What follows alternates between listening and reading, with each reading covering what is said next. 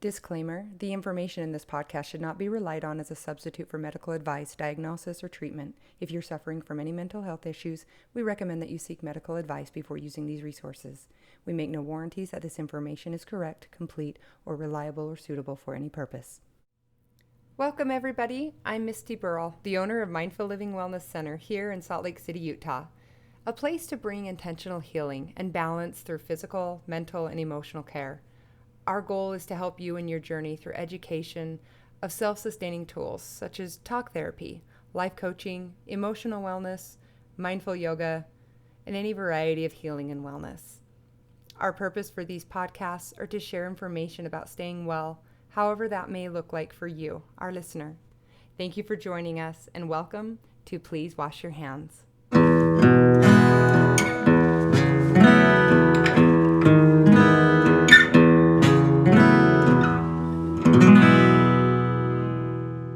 Today we're going to be talking about building resiliency through seeing the silver lining. Everyone's different in the way they adjust to stressful events. Some people exhibit symptoms of depression or anxiety, while others exhibit impressive resilience. Today I'm here with Kelly Jacobson, a licensed clinical social worker who practices therapy at Mindful Living. We're going to talk about seeing the silver lining and how it may help decrease the negative emotions and increase the positive ones. How even though there are very difficult things happening in the world now, impacting us in a lot of different ways, if we can see the silver lining, it may just help us build that resiliency.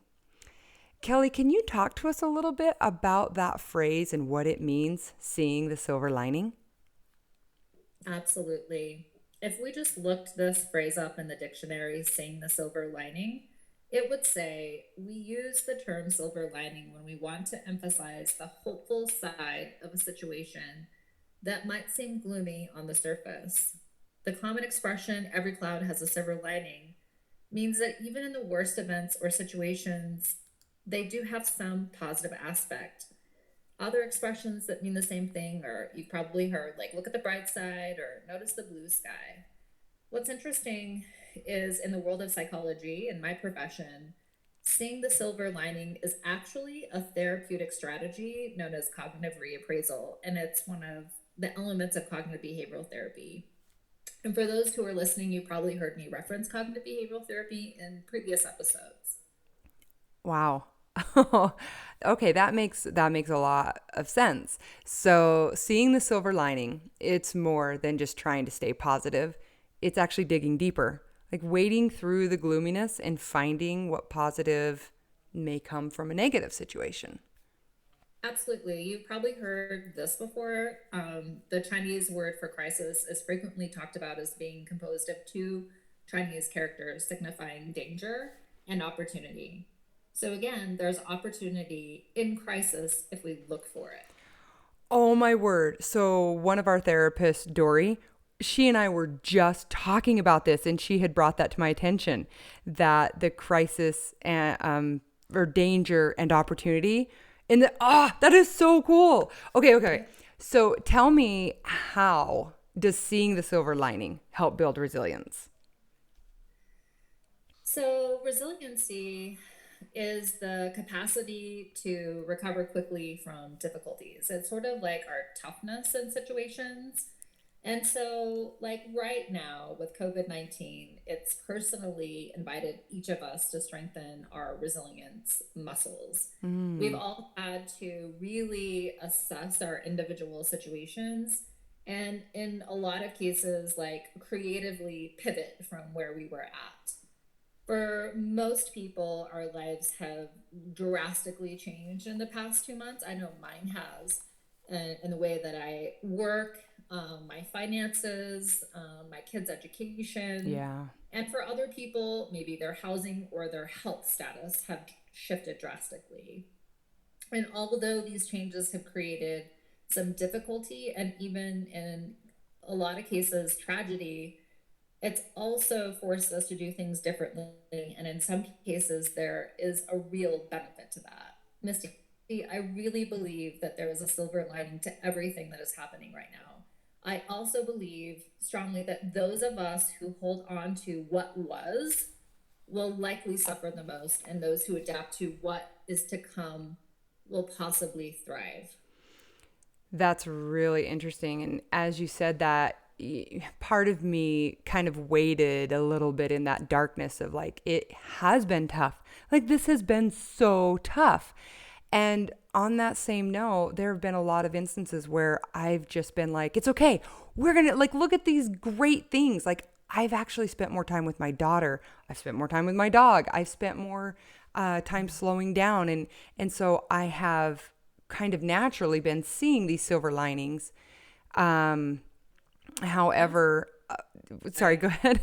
When I think about you, I mean, you started a brand new business like right when this was happening.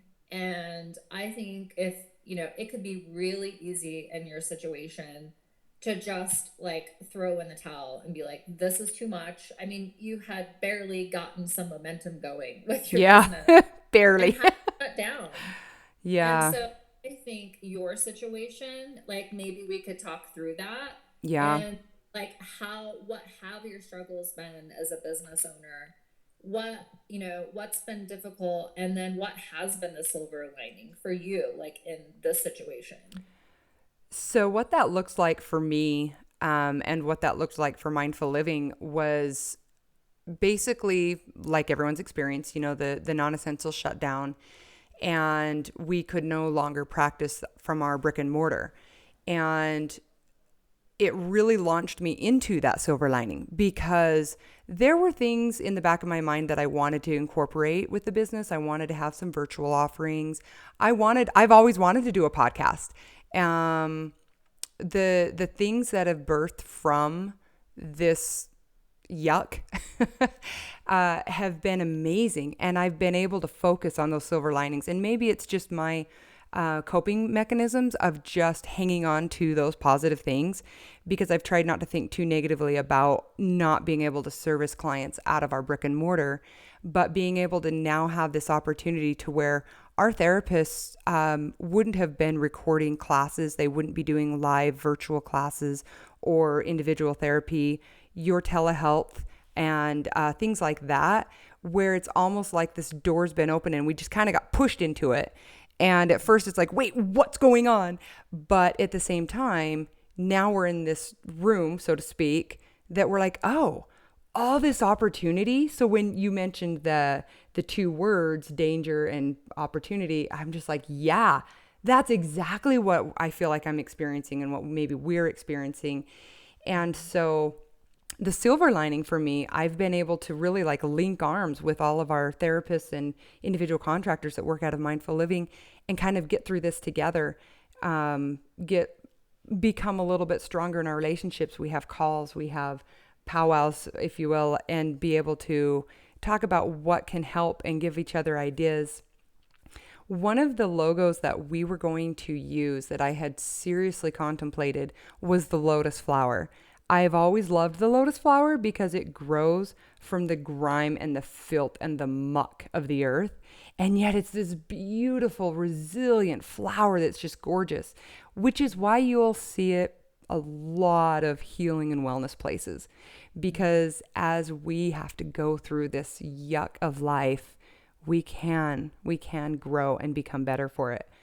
As a personal trainer, a few years back, my mind will go to, well, if you have to like practice those muscles that you're not used to practicing, it'll, make you stronger. So oftentimes my analogies will be through muscles or training, but I do see it that way. Like everybody can kind of relate to, yeah, if I got to climb a hill that I'm not used to, it hurts my muscles. It's hard, but I'm stronger for it. And then what do you see at the, climax when you're looking over the valley and that beauty that you're able to observe? So a lot of analogies can kind of come into this as far as that silver lining, so to speak. So the silver lining for you in all of this has really helped you, it sounds like, to be more creative in the Definitely. deliver the services from your business. So maybe it was something that you had in the back of your mind, but you didn't really have to do it. And now it sort of forced you into this new realm. Exactly. A realm that we're excited to be a part of, but would never have walked into that door as quickly or as strongly without that push. Yeah. Right. When I think about like my own life and hearing you talk about like the sense of community that this has sort of forced us to develop, um, I think what's being called forward for me is similar to what you've talked about. Like it's this time has really helped me to like center my priorities, like what's important to me. Um, Definitely. like helped me identify like my values. I feel like I have stronger connections with people. Like you were talking about, like all of us at Mindful Living, we've really had to pull together and like, and having that has helped me, you know, move forward in times where I was like, oh, I don't know, this is like, I don't know, this is too much right now. But Yeah. I think that we're kind of in it together has helped me take steps forward. Can I And I interject for a second? bigger thing of like just this realization Mm, that we are all connected and that we impact each other both positively and negatively. Like we are connected. And I think there's nothing like a virus that helps me see we have an impact on each other. And I think for me, the other biggest thing has been like just the recognition of our impact on the environment. You know, I have this like crazy hope that, you know, maybe moving forward we'll have like a week or a couple weeks shutdown where we do this so we have less of a impact on our environment. But since I don't really have control over that, I'm thinking about ways that individually I can do that moving forward, like by commuting and all of those things. that's beautiful. Yeah. You know, So, sometimes it is overwhelming to think about all the things that could come from this and then get a little bit like down because you're like, yeah, but it'll never change. You know, we see the beaches and the wildlife becoming more abundant in places that we've overwhelmed and as a people. But instead of getting in that rut, like, you know, you said, with this silver lining perspective, what can I do? I can, you know, make my impact less, my footprint less, if you will. That's awesome. I love that. another interesting thing too is like there's a concept in research regarding post traumatic stress disorder, and it's called post traumatic growth. So, like in this case, like, I mean, we are going through a traumatic experience. And so, what post traumatic growth kind of says or suggests is that we have the potential to grow beyond our pre pandemic level of functioning.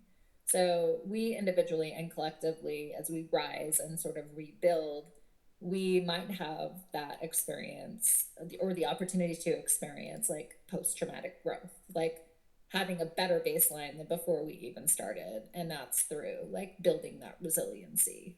Wow. So, just to summarize, even though there's a lot of difficult things happening right now, the things that are impacting each of us differently and in different ways, there is an opportunity to see the silver lining or to have that positivity that can come from this experience, kind of as we talked about in with my little analogy with the lotus flower. But these Yeah. things, they do help us build resiliency. And perhaps we can individually and collectively be better for having been through the COVID-19. Yeah.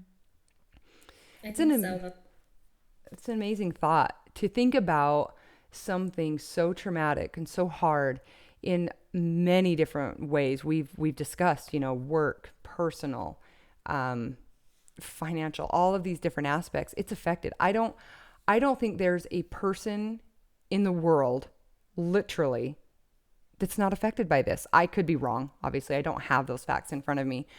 But even just figuratively, we're all affected by this in one form or another. And to be able to sit down and think about the ways that you personally, individually, can make a change in your own life. When this first started, I actually made the comment, I'm like, well, I'm not a politician and I'm not in a, you know, movement of any kind. So I really can't make a change right now. So I'm just going to have to sit down in my house and figure out what I can do in my space to make this better. And so instead of focusing on the collective aspect of like how awful, it impacted us and whatnot. I knew that I had to make that decision to take a step back and see how I could make an impact on my life, because there was nothing I could do outside of my little world. And especially when you're told to stay home, it's not like you can go out and do, things. I wanted to bring up, as far as the silver lining, this kind of birthed a couple weeks ago. We have a poetry slam that we do, and we started it in the brick and mortar of Mindful Living, and now we do it virtually. And we were discussing some things that were positive impacts and spreading good news. And one of the gals brought up to our attention, just what can we do? Like, really, what can we do in a positive question? She wasn't like saying it in desperation. And we collectively thought about, just kind of brainstormed, what are some ways that we could spread good news? And we talked about how the impact of sharing good things makes us feel better. And so through all of this, I thought, you know what, we're going to have a newsletter, and I'm just going to do a weekly newsletter and just pass it along, whether it's physically printed out or virtually, email, social media posts, however we can spread it. And so the very first one, and I thought about it, and I'm like, let's call it the Silver Lining Post. And it doesn't have to end when things go back to a new norm. Like, we can continue this kind of thing because spreading good news makes you feel good. And one of the quotes that I put on there was, if you light a lamp for someone else, it'll also brighten your path. And the actual paragraph that I started the little newsletter with, if you don't mind, Kelly, if I just kind of go off with this. Right. I would love to hear it. This is exactly what we're talking about. So the title is An Outlook on Life. What if instead of seeing the problem, we were able to step back and see the silver lining? In this newsletter, the purpose is to do just that. In a life where there is so much uncertainty, maybe we can focus on the things that come from this uncertainty, or the things that can evolve from troubles. The human spirit never ceases to amaze me. To see others come together and share good news, to see colleagues, friends, and family so concerned about the well-being of others truly inspire me. And it did. It inspired me to create this little silver lining post.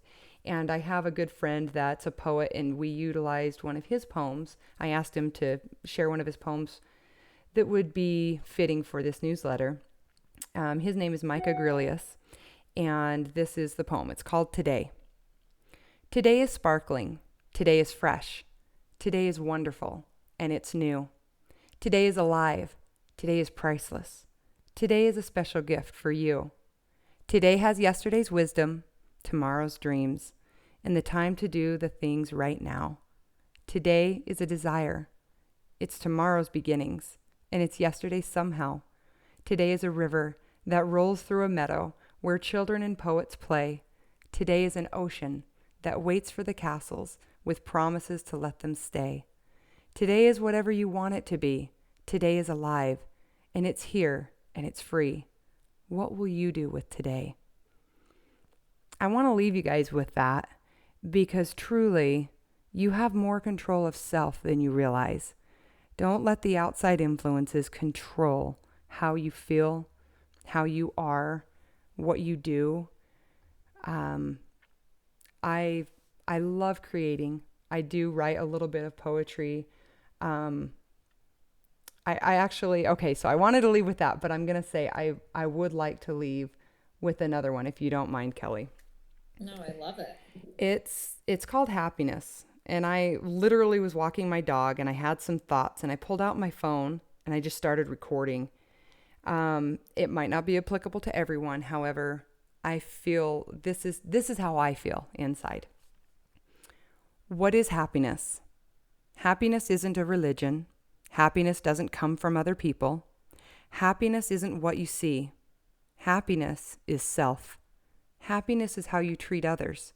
Happiness is how you see your space around you. Happiness is how you treat yourself. I can tell you what it isn't. I can tell you what it is.